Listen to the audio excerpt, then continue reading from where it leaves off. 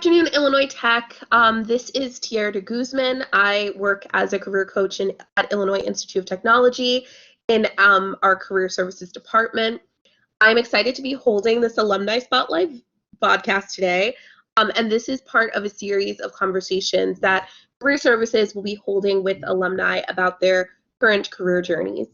So today we will get the opportunity to learn some tips and tricks on how to be successful in your job or internship search, while also learning more about our alumni today, who is Gina Qualter. So Gina Qualter is currently getting her PhD in cancer biology, and she is also a law school student at Kent Law. So that being said, we can just dive right in. Hello, Gina. Thanks for coming in today. Excited to have you here. Thank you for having me.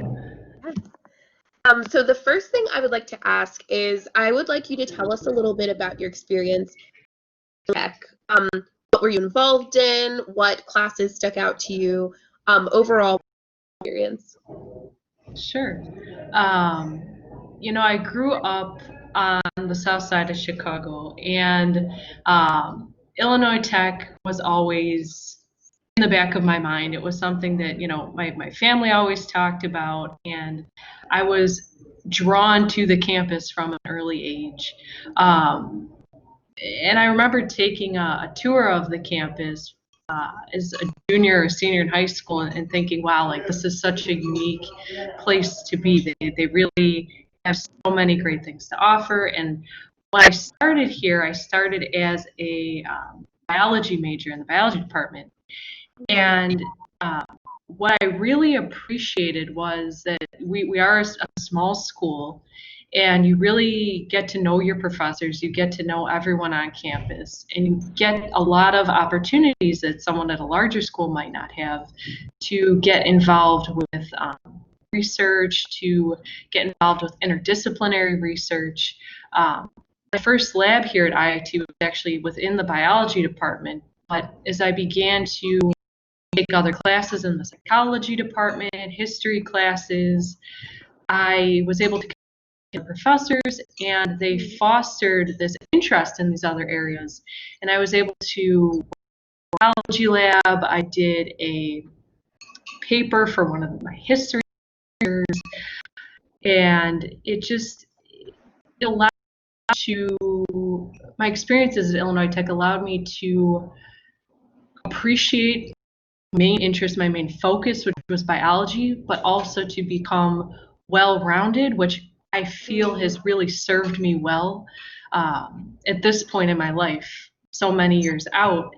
I feel that I can bring this perspective, these talking points up, even in networking, in an interview, in grad school application. Hey, I have these things outside of my area of expertise per se that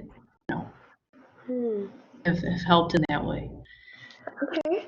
Yeah, it sounds like you had a lot of different that turned you into, like you said, a well-rounded candidate who got to explore a lot of different industries that were meaningful for you.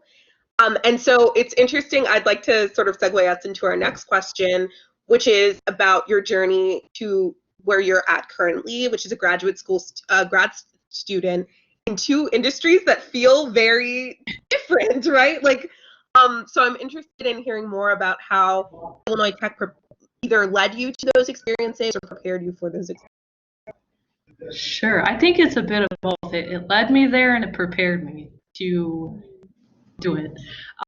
I think there's this feeling among students that we think, okay, we're at a tech school, we have to go into this specific industry, we have to do these jobs, we have to go into research. And if you really have a conversation with your professors, if you have a conversation with other students, you'll find that that's not necessarily the case.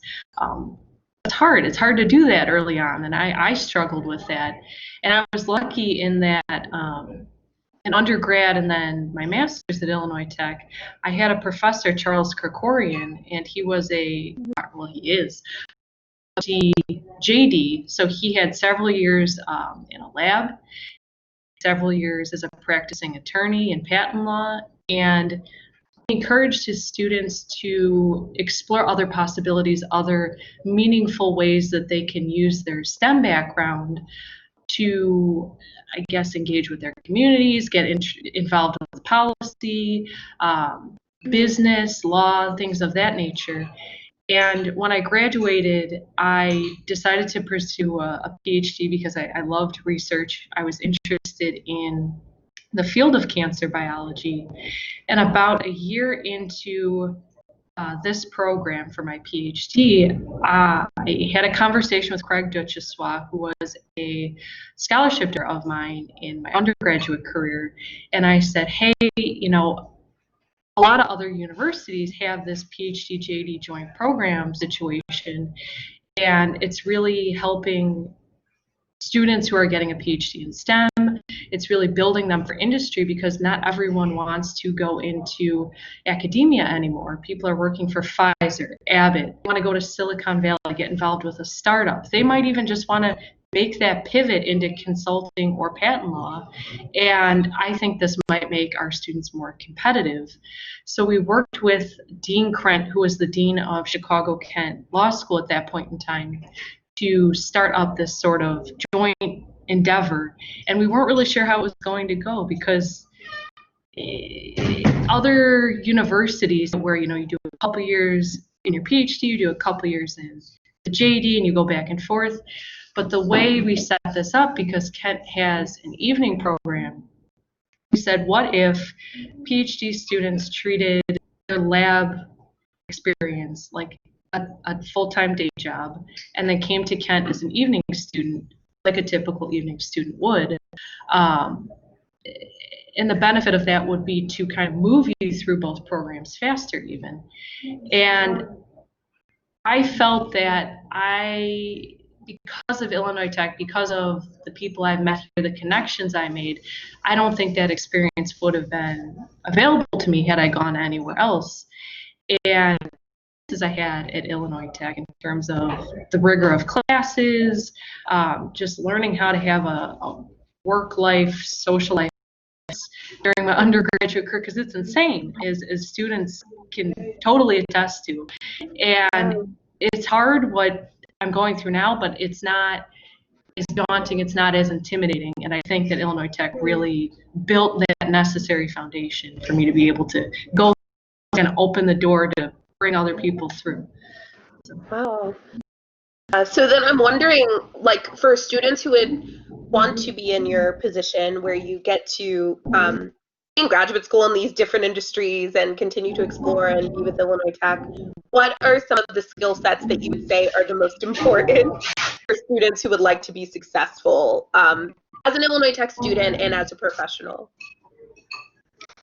I would say, I think the skill set in both overlaps even, because I would just encourage students, ask questions, just ask a lot of questions. And it's hard. I remember being an undergraduate and I had so many things in my mind. You know, how do I network? How do I make a resume? How do I know what to do? What if I change my mind? You know, all of these things are running through your mind, and just ask career services, ask friends, ask people in the industry that you meet through different events that Illinois Tech puts. One would just be don't be afraid to ask. You know, if you have an idea, if you want to start a new thing like this JD program, the worst thing you can say is no, you know, and it might benefit you. It might open a door for yourself, others in your community, other people who might be wanting to do the same thing as you, but haven't asked or don't have the same network to ask. That's a big thing, in my opinion. The other one is just know it's a learning process. You know, when you're done with your undergraduate career, when you're starting your early career, things change, and there's this misnomer that we're pigeonholed into one job, one company for the rest of our lives. But if you have, just don't be afraid to explore it. Trust the process, trust yourself, be patient with how that looks. over time. So I'm hearing asking good questions, being open-minded. I think that's especially a good point when we think about, like you said, our students in particular, like Illinois Tech students, and how you feel like you have to choose a certain industry, or you feel like you, you know, that you're being trained to be a specialist. So like other ways, then that's like holding you back when potentially it's opening new doors for you to see yourself differently and learn new things about yourself. Skill set I'm also hearing, which especially I would love to hear your opinion about this. The skill set that I'm hearing is adaptability, um, which especially right now with the pandemic and with a lot of things happening, I'm curious, what are some of your thoughts on how students can not only be successful in the working world in general, but also with recognizing how everything has changed to like virtual, working virtually, going to class virtually. I'm curious, what are some of your thoughts around that? Yeah, I mean, we all can agree it's jarring, right? This was completely unprecedented. As humans, we value and we need that face-to-face interaction, and it's hard when we're over Zoom, when we're over Blackboard Collaborate. But a great thing that I've tried to do throughout this process is still try to find normal things to do, within reason. So at the law school, we have a series of student organizations you get involved in, and we still meet virtually. So we hold the same meetings, we go through the same process, but just over Zoom, still networking with one another. I've tried to have a couple virtual meetups or networking events, I guess, with people in the alumni community, both on main campus and at the law school, to stay engaged in those ways. So I think it's just, it looks different, but I think it's the same in the end, and it's just recognizing that and becoming comfortable with that, and recognizing this is uncomfortable, but this is our new normal, and there's still aspects of normalcy within what we're doing even. So. Mm-hmm. Love that. Yeah, thank you for commenting on that. About the skill set piece around adaptability. I like asking professionals how they're navigating that because I think it's helpful for our students to know. Um, and yes, my final question for you is, what resources have you used that have helped you in your career? This could include books, podcasts, industry magazines, movies. Like, what are some of the things that you would recommend that were meaningful for you, but that you would also recommend for students who are interested in developing their careers? Sure.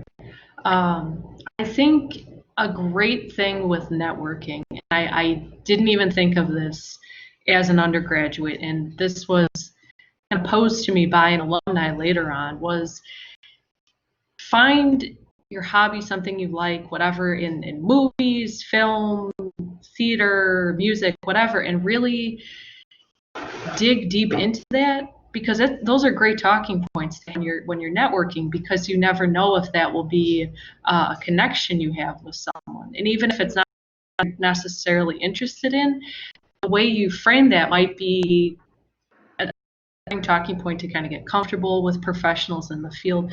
Like one that I love is I'm a moviegoer when there's not COVID, and I like to go to various film festivals downtown, and working or I'm eating something new and I'm trying to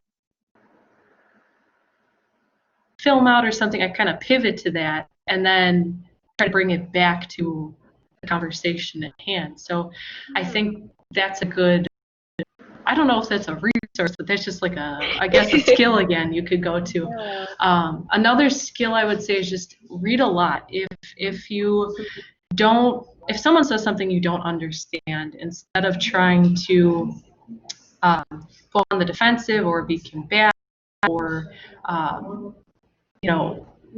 pretend like you know what they're saying, even you can either one ask you, can you clarify, can you explain, where did you is there something you would recommend that I read, podcasts I listen to become more informed on the topic.